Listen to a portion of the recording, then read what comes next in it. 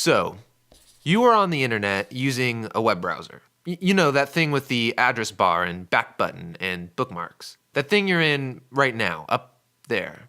Yeah, that's your web browser. If you're like me, when you're on your computer, you spend something like, I don't know, 90% of your time on the internet in a browser. There's emails, chatting, you're reading news, watching videos, playing games, you're buying things, just to name a few. Which kind of makes the web browser the most important program on your computer. And if you think about it, it hasn't always been this way. You see, web browsers were first designed a long time ago with the old internet in mind. You know, back when it was slow and mainly just words with links that just send you to more words with links, back before all of these innovations. So some guys at Google asked, what if we redesigned the web browser from scratch with an eye towards the new web? You know, maps, video, and web apps that are a lot more dynamic. And so they created Chrome, a web browser that's crazy fast on today's internet. And it's sleek and more secure, but mostly it's really fast. I mean, my biggest question when I boot up my computer is how long till I get on the internet, right? I mean, if there isn't any internet, I might not even use my computer. Did you know that even the fastest computers will still take like 45 seconds to boot up? 45 seconds! You can make a sandwich in that time.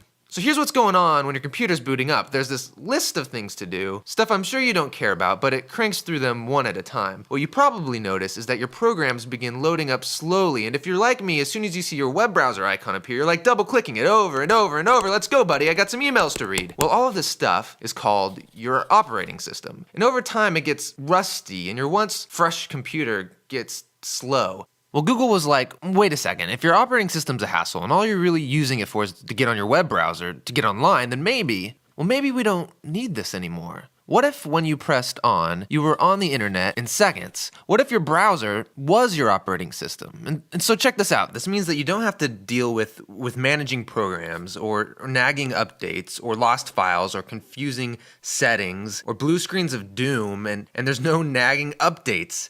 Just your browser. Which means you can still listen to music, you can watch movies, interact with friends, you're creating documents, you're playing games, you're writing your emails, you're doing all of this stuff that you were already doing on the internet. But here's the thing, none of this is stored on your computer. What? None of it, you ask? Yeah, none of it. Really nothing? Yeah, nothing is stored on your computer. Well, where is it? It's on the internet.